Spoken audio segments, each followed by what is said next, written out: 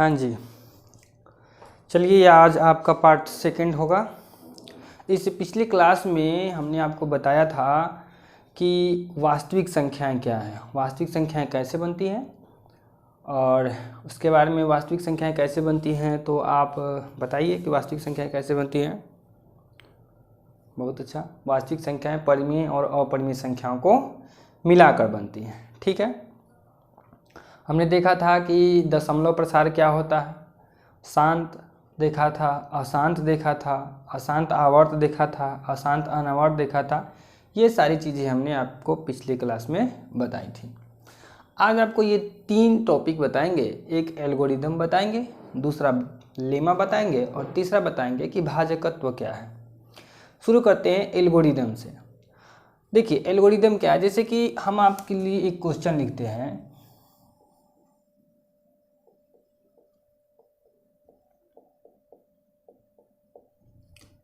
ठीक है।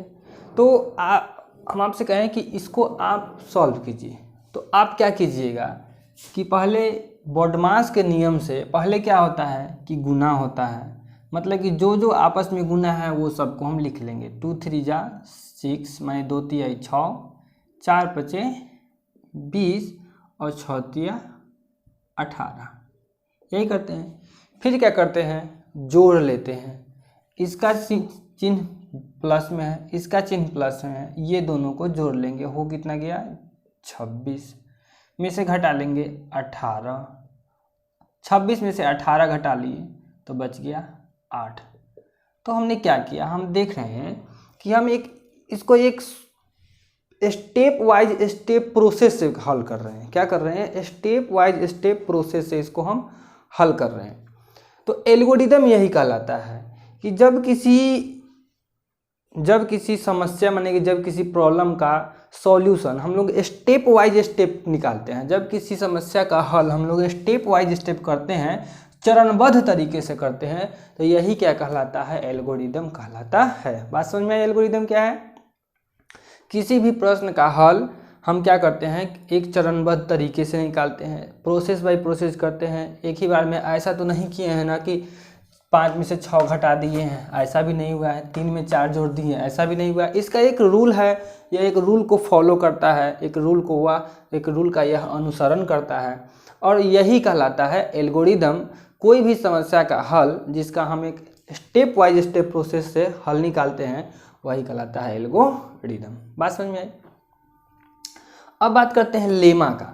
तो लेमा एक सिद्ध कथन होता है जिसको हम लोग एक बेस मान के, आधार मान के दूसरे चीज को हल करते हैं। जैसे 2 गुने 3 6 होता है, ये बात पहले से ही क्या है, सिद्ध है, यह बात पहले से ही प्रूफ है। हमको बार बार इस चीज को आप कभी प्रूफ करके देखे हैं कि 2 गुने 3 6 ही होगा?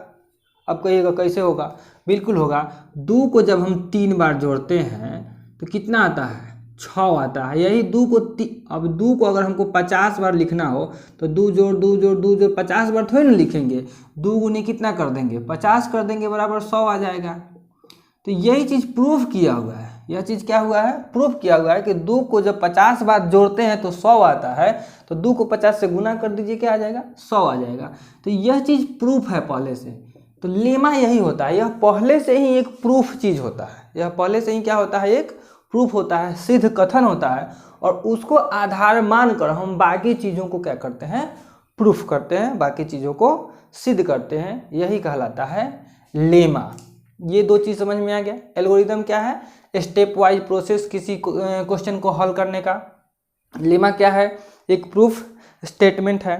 अब तीसरा चीज़ आता है हमारा भाजकत्व। क्या आता है, भाजकत्व। ये टॉपिक थोड़ा अच्छे से समझिएगा। जैसे एग्जाम्पल के लिए हम क्या करते हैं, पहले एग्जाम्पल से समझते हैं। अगर हम 6/2 लिखते हैं, 6/2 लिखते हैं, तो इसका क्या मतलब होता है? इसका मतलब तो यही होता है कि हम 2 से 6 में भाग कर रहे हैं। 2 से 6 में क्या कर रहे हैं, भाग कर रहे हैं। तो जब किसी संख्या से किसी दी हुई संख्या में भाग करते हैं, जब एक पूर्णांक से किसी दी हुई पूर्णांक में भाग करते हैं, तो यहाँ जो एक नंबर आता है वह यूनिक नंबर होता है, यूनिक नंबर होता है। मतलब कि यहाँ जब आएगा तो कितना आएगा, 3 ही आएगा। जब आएगा कितना आएगा, 3 आएगा। तब 2 कितना हम लिखते हैं, 6 काट के लिखते हैं, यहाँ 0 या फिर कटम कुटम कर देते हैं। तो यहाँ 3 के अलावा दूसरा कुछ नहीं आ सकता है, यहाँ 3 के अलावा दूसरा कुछ नहीं आ जा सकता है। तो हम क्या कहते हैं कि 2 6 को विभाजित करता है, 2 6 को क्या करता है, विभाजित करता है। तो इसको एक जनरल टर्म में अगर हम लिखना शुरू करें, जनरल टर्म में लिखना शुरू करते हैं, तो हम लिख सकते हैं कि इसको अगर हम b मान लें और इसको हम a मान लें और इसको q मान लें, ठीक है। इसको b मान ले, इसको a मान ले और इसको q मान ले। तो सबसे पहले तो आपको पिछला क्लास का बात सब याद करते हैं। यहाँ क्या होता है, यहाँ क्या होता है, भाज्य होता है। यहाँ क्या होता है, भाजक होता है। यहाँ क्या होता है, भागफल होता है। और जो नीचे बच के आता है वो क्या होता है, शेषफल होता है। इतना चीज आपको बचपन में ही पढ़ाया गया है। अच्छा, इसका एक फॉर्मूला शायद आपको याद हो, तो हम लोग क्या लिखते थे, फॉर्मूला भाज्य बराबर भाजक गुने भागफल जोड़ शेषफल। ये चीज हम पढ़े हुए पहले से। तो भाजकत्व क्या कहता है, कहता है कि b ऐसा हो, कोई मतलब कि नंबर b ऐसा हो जो a से डिवाइड होता है, जो a से क्या होता है, डिवाइड होता है। तो एक नंबर q आए और उसका शेषफल नहीं हो, उसका शेषफल नहीं हो मतलब कि शेषफल क्या हो, 0 हो। इसको हटा दीजिए, शेषफल 0 आ गया इसका। तो कहता है कि कोई नंबर b, कोई पूर्णांक b के लिए एक पूर्णांक a ऐसा हो, किसी पूर्णांक b के लिए कोई पूर्णांक a ऐसा हो कि b बराबर a गुने q हो। सुनिए बात को, किसी पूर्णांक b के लिए, किसी पूर्णांक b के लिए कोई पूर्णांक a ऐसा हो कि b बराबर AQ आ जाए, b बराबर AQ आ जाए, तो हम कहते हैं कि b a से विभाजित होता है, विभाजित होता है। मतलब ये कहने का हुआ कि अगर शेषफल 0 आ जाए, शेषफल 0 आ जाए, तो हम क्या कहेंगे कि जो भाज्य है वो भाजक से पूरा पूरा विभाजित हो रहा है। एक और उदाहरण लेके देखिए, 5/2 लिखते हैं, 5/2 लिखते हैं। तो हम इसको जब सॉल्व करेंगे तो 2 से 5 में करेंगे भाग, ठीक है। 2 दूनी के 4, 1 बच गया। तो अब आप बताइए कि क्या यह जो b है, यह b है और यह a है और यह q है, क्या यह b बराबर AQ लिखना सही होगा? यह जो b 5 है और यह जो a 2 आया और q का वैल्यू 2 आया, तो 2 गुने 2 4 ही हुआ, लेकिन यह कितना हुआ, 5 हुआ। तो क्या यह लिखना सही होगा? नहीं सही होगा। इसमें r जोड़ना पड़ेगा, यानी कि शेषफल जोड़ना पड़ेगा। मतलब कि 1 जोड़ेंगे तब ना 2 दूनी के 4 जोड़ 1 होगा, 5 होगा। बात यहाँ ये हुई कि जब शेषफल कुछ आ जाता है, जब शेषफल कुछ रह जाता है 0 के अलावा, तो हम यह कहेंगे यहाँ पर कि यह जो b है यह a से पूरा पूरा विभाजित नहीं हो रहा है, पूरा पूरा विभाजित नहीं हो रहा है। तो भाजकत्व यही कहता है कि एक पूर्णांक a और b के लिए एक पूर्णांक q ऐसा मिल जाए कि b बराबर AQ हो जाए, b बराबर AQ हो जाए, तो हम कहेंगे कि जो a है वह b को क्या करता है, पूरा पूरा विभाजित करता है। इतना बात समझ में आया? अच्छा, अब आपको कुछ और बातें बताते हैं इसी से रिलेटेड। अभी हमको इस चैप्टर में ज़्यादा कुछ पढ़ना नहीं है, जो चीज़ें पीछे पढ़े हुए हैं ना उसी को सजा धजा को फैंसी तरीके से पढ़ना है। पढ़ना पिछला वाला चीज़ ही है, लेकिन थोड़ा सजा धजा कर। देखते हैं बच्चा, जब छोटा सा बच्चा रहता है तो इधर से नाक में से निकलते रहता है, ऐसे बाल खोले रहता है, ऐसे शर्ट पहने हुए हैं, किसी टाइप से पहने हुए हैं। लेकिन जब वही बच्चा सयाना हो जाता है तो एकदम ऐट मस्त क्रीम व्रीम लगा कर रहता है कि नहीं। तो यही चीज़ इसमें है, अभी सयान हो गया है, ये जो भाग है, ये जो आपका भाग है वो सयान हो गया है, और एकदम कहेगा कि सूट बूट चढ़ा के रहना है इसको, तो इसको सूट बूट चढ़ा देना है इसका। अच्छा, अब इसमें आपको दो चीज़ बताते हैं। एक चीज़ है आपका मल्टीपल और दूसरा चीज़ है फैक्टर। मल्टीपल का हिंदी जो होता है गुणज होता है, गुणज या फिर अपवर्त्य भी कह सकते हैं, ठीक है। और फैक्टर एक चीज़ पढ़ना है आपको, और एक चीज़ क्या करना है, फैक्टर पढ़ना है। फैक्टर का हिंदी होता है भाजक या फिर अपवर्तक या फिर अपवर्तक। अब इस चीज को समझिएगा, आप 6 का गुणनखंड लिखिए। 6 का गुणनखंड कहने का मतलब कि 6 कोना कोना से कटता है। 6 1 से कटता है, 2 से कटता है, 3 से कटता है और फिर 6 से कटता है। तो बात समझिएगा कि जो 6 है गुणज का, हाँ मल्टीपल गुणज होता है ना, गुणज मल्टीपल और भाजक फैक्टर, ठीक है। तो यहाँ ये समझना है कि गुणज क्या होता है और भाजक क्या होता है। देखिए गुणज मतलब कि कोनों के पहाड़ा में आ जाए, जैसे कि 6 1 के पहाड़ा में आता है, 6 जो है 1 का गुणज है। बात समझिएगा, 6 1 के पहाड़ा में आता है तो 6 1 का गुणज है, ठीक है। 6 2 के पहाड़े में भी आता है, तो यह 6 जो है 2 का क्या है, बोलिए गुणज है।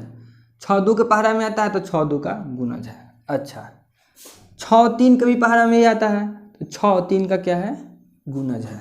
समझ में आ रहा है, 6 के पहाड़ा में भी आता है तो 6 जो है 6 का गुणज है। तो ये हो गया गुणज, ये गुणज। अच्छा, अब बात कर लेते हैं भाजक का। तो भाजक का क्या मतलब होता है कि कोई दिया हुआ संख्या कोना कोना से कट रहा है, कोना कोना से कट रहा है। मतलब कि यह 1 जो है 6 को काट देगा, 2 भी 6 को काट देगा, 3 भी 6 को काट देगा और 6 भी 6 को काट देगा। तो कहने का यह मतलब कि 1 2 3 और 6, 1 2 3 और 6 इस दिए हुए 6 का क्या है, भाजक है। बात समझिए ठीक से, 1 2 3 और 6 इस 6 का क्या है, भाजक है। लेकिन 1 का गुणज 6, 2 का गुणज 6, 3 का गुणज 6 और 6 का गुणज भी 6। जरूरी नहीं है कि 1 का गुणज सिर्फ 6 ही हो, 1 का गुणज 2 भी होगा, 1 का गुणज 3 भी होगा, 1 का गुणज 4 भी होगा, 5 भी होगा, जहाँ तक चल जाए। अच्छा, 2 का गुणज सिर्फ 6 होगा ऐसा नहीं है, 2 का पहाड़ा में जो ना जाएगा, 2 के पहाड़ा में जो हो जाएगा वो सब 2 का क्या हो जाएगा, गुणज होगा। माने 2 का गुणज 4 6 8 10 और भी जहाँ तक चल जाए। 3 का गुणज सिर्फ 6 होगा ऐसा कभी नहीं है, 3 के पहाड़ में 6 भी आता है, 9 भी आता है, 12 भी आता है, 18 भी आता है, 24 भी आता है, डैश। ठीक है, 12 15 छूट गया है, 15 18 21 24, ठीक ना। तो ये सब क्या हो गया, ये 3 के पहाड़ा में आता है। तो पहाड़ा जो होता है, पहाड़ा वो गुणज होता है। हम लोग जो पहाड़ा लिखते हैं, टेबल लिखते हैं, वो एक्चुअली में गुणज लिखते हैं। हम लोग क्या लिखते हैं, गुणज लिखते हैं। लेकिन अब 24 का बात कर लें। 24 जो है किसका किसका फैक्टर हो सकता है, भाजक हो सकता है। तो देखिए 24 को जोन काट देगा वो सब जो है इसका क्या हो जाएगा, फैक्टर हो जाएगा। फैक्टर मतलब कि 24 कोना कोना से कट जाएगा। तो 1 से कटेगा, 2 से कटेगा, 3 से कटेगा, 4 से कटेगा, 6 से कटेगा, 8 से कटेगा, 12 से कटेगा और 24 से कटेगा। तो भाई इतना नंबर जो हुआ 24 का क्या हुआ, भाजक हुआ। 24 का क्या हुआ, भाजक हुआ। किसका किसका गुणज 24 है। तो देखिए 1 के पहाड़ा में भी 24 आता है, 2 के पहाड़ा में भी 24 आता है, 3 के पहाड़ा में भी 24 आता है, 4 के पहाड़ा में 24 आता है, 6 के पहाड़ा में आता है, 8 के पहाड़ा में आता है, 12 के पहाड़ा में आता है, 24 के पहाड़ा में 24 आता है। तो गुणज और फैक्टर आपको समझ में आया होगा। तो अब इस पर आ जाते हैं। अब कहा जाता है, इस पर जाते हैं। अब आप सोच के बताइए कि इसमें कौन किसका गुणज है, कौन किसका फैक्टर है। कौन किसका मल्टीपल है यानी गुणज है और कौन किसका फैक्टर है यानी कि भाजक है। तो आप देख सकते हैं कि ये 6 बराबर 2 गुने 3 लिख रहे हैं हम लोग, यही ना लिखा था b बराबर a गुने q। तो b का वैल्यू 6, a का वैल्यू 2 और q का वैल्यू 3। ठीक है, तो अब क्या कहिएगा कि 2 और 3, 2 और 3 6 का क्या है, भाजक है। 6 का क्या है, भाजक है। ये बढ़िया से समझ लीजिए, 2 के पहाड़ा में 6 आता है, 3 के पहाड़ा में 6 आता है, ठीक ना। तो पहले तो अभी ये भाजक समझ में आ गया कि 2 6 को काट देता है और 3 भी 6 को क्या करता है, काट देता है। तो 6 को जोन जोन काट देगा वो 6 का क्या हो जाएगा, भाजक हो जाएगा। तो इसमें यहाँ पर अभी 6 का भाजक सिर्फ 2 को दिख रहा है, 1 भी आप चाहे तो लिख सकते थे, लेकिन यहाँ पे 1 है नहीं तो लिखे नहीं। 6 भी क्या है, 6 का भाजक है, तो यहाँ भी है नहीं तो इसको छोड़िए। अभी इतना ही समझिए कि 2 का भाजक कौन है, 6 है। 2 किसका भाजक है, 6 का, और 3 किसका भाजक है, 6 का। अब गुणज का बात कर लेते हैं। तो गुणज के क्या बारे में लिखेंगे, क्या लिखेंगे, 6 2 और 3 का क्या है यहाँ पे, गुणज है। अब हमको लगता है कि आप भाजक और गुणज इतना बात तो समझ गए होंगे। अब कुछ चीज़ें गौर करने वाली हैं अपने डेली लाइफ में, वो क्या है तो समझिए। अभी 2 चीज़ अभी आपको और बताएंगे, और जो चीज़ हम बता रहे होते हैं उसको कॉपी में नोट डाउन करते जाइए, लिखते जाइए। एक रफ का कॉपी रखिए, जो लिख रहे हैं उसको लिखते जाइए, ठीक है। अब 2 चीज़ एक और बात जान लीजिए, एक होता है अयथार्थ भाजक और एक होता है यथार्थ भाजक। ये 2 चीज़ पहले समझिए। इम्प्रॉपर डिवीजर का मतलब होता है भाग करने वाला, एक होता है प्रॉपर डिवीजर। ये मार्कर चेंज कर लेते हैं, ठीक है। इससे पहले एक चीज़ और जान लीजिए कि जो जैसे कि हम क्या लिखे हैं, 6 को अगर 2 से भाग दे रहे हैं तो हम सिर्फ और सिर्फ यहाँ पे 3 ही लिख सकते हैं, दूसरा कोई नंबर नहीं लिख सकते हैं। अगर 6 को हम 3 से भाग दे रहे हैं तो सिर्फ यहाँ पे 2 लिख सकते हैं, दूसरा कुछ नंबर नहीं लिख सकते हैं।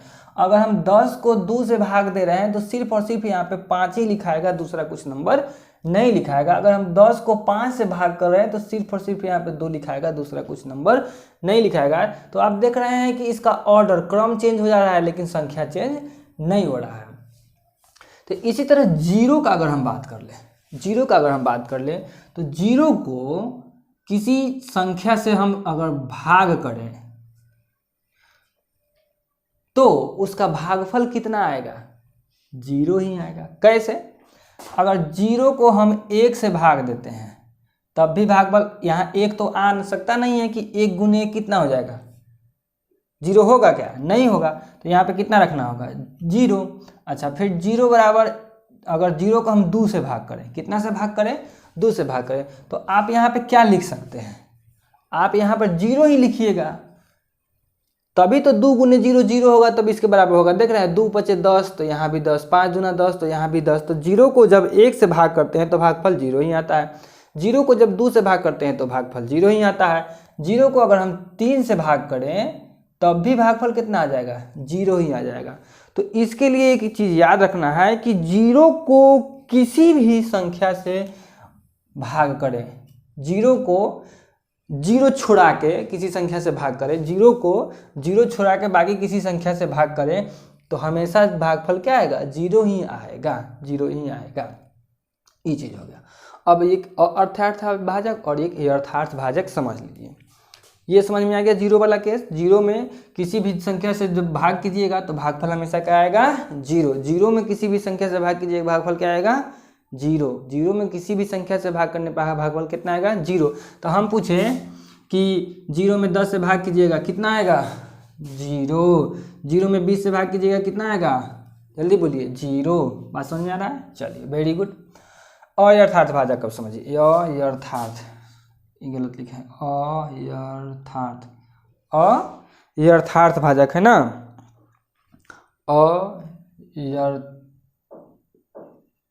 यथार्थभाजक, अयथार्थभाजक। इम्प्रॉपर डिवीजर, देखिए डिवीजर माने भाग करने वाला, मतलब कि इस 6 को हम किससे किससे भाग कर सकते हैं, तो 1 से भाग कर सकते हैं, पूरा पूरा काट देगा।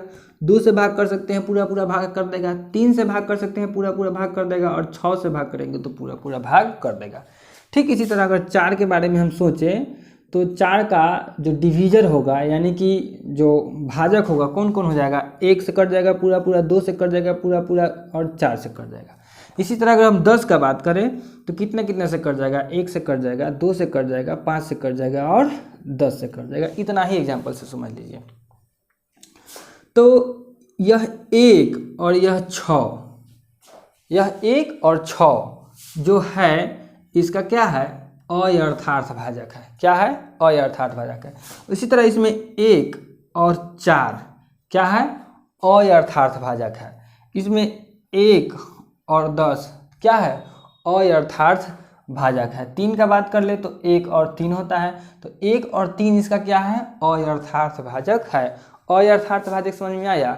जब किसी संख्या को किसी दी हुई संख्या से कोई भी संख्या या तो 1 से कटेगी ही कटेगी या खुद से कटेगी ही कटेगी। कम से कम 2 को तो उसका फैक्टर होता है 1, हाँ न तो खुद अपने संख्या। तो यह 1 और खुद संख्या अपने क्या कहलाती है, अयथार्थभाजक कहलाती है। जैसे 1 और 6 से 6 कटेगा ही कटेगा, तो 1 और 6 का क्या कहलाता है, अयथार्थभाजक कहलाता है। 4 1 और 4 से कटेगा ही कटेगा, तो 1 और 4 इस 4 का क्या कहलाएगा, अयथार्थभाजक कहलाएगा। इस 10 के बारे में बात करें तो यह 10 1 और 10 से जरूर कटेगा, तो यह 1 और 10 इस 10 का क्या कहलाता है, अयथार्थभाजक कहलाता है। इस 3 का बात करें तो 3 जो है 1 और 3 दोनों से कटेगा, तो 1 और 3 इस 3 का क्या कहलाएगा, अयथार्थभाजक कहलाएगा। हम आपसे पूछे कि बताइए 7 का अयथार्थभाजक कौन कौन होगा, आप कहिएगा 1 और 7। 15 का कौन कौन होगा अयथार्थभाजक, 1 और 15। 20 का कौन कौन होगा अयथार्थभाजक, 1 और 20। अयथार्थभाजक लिखने आ जाएगा। ठीक, अब बात कर लेते हैं अयथार्थभाजक, यथार्थभाजक। इसमें एकदम इजी है कि अयथार्थभाजक को छोड़ के बाकी जो भी संख्या इसको काट रहा है वो यथार्थभाजक है।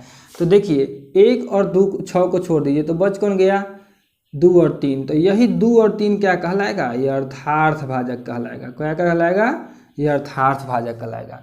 इस 1 और 4 को क्या बोलेंगे, अयथार्थ, लेकिन इस 2 को क्या बोलेंगे, यथार्थभाजक बोलेंगे। क्या बोलेंगे, यथार्थभाजक बोलेंगे। इस 10 वाले केस में बात करें तो 1 और 10 को छोड़ के बचता कौन है, 2 और 5 बचता है। तो इसका यथार्थभाजक कौन कौन हो जाएगा, 2 और बोलिए 5 हो जाएगा। लेकिन इस 3 का अगर हम बात करें तो 3 का यथार्थभाजक नहीं होगा। अगर इस 7 का बात करें तो यथार्थभाजक नहीं होगा। लेकिन इस 15 का बात करें तो 15 को आप किस किस संख्या से काट सकते हैं, इस बात को दिमाग में पहले दोहराइए कि 15 को आप किस किस संख्या से काट सकते हैं। तो 15 का भाजक कौन कौन होता है, 1 होता है, 3 होता है, 5 होता है और 15 होता है। लेकिन 1 और 15 क्या कहलाता है, अयथार्थभाजक कहलाता है। बच गया यह 2 गो, 3 और 5, यह क्या कहलाएगा, यथार्थभाजक कहलाएगा। आई होप आपको जो हम समझाए हैं वो चीज़ें समझ में आई होंगी। पढ़ते रहिए, बाकी दोस्तों को भी बता दीजिए। पढ़ाई शुरू हो चुकी है क्लास 10 की, और मन लगा के पढ़िए। जो पढ़ा रहे हैं उसको लिखते जाइएगा साथ साथ में। आपका PDF जो है, जब एक चैप्टर का पूरा आपको थ्योरी पढ़ा देंगे तो PDF डाल देंगे, हाँ, उसको वहाँ से लिख लीजिएगा अपने फेयर के कॉपी में। ये सब भी उतारते चलिएगा।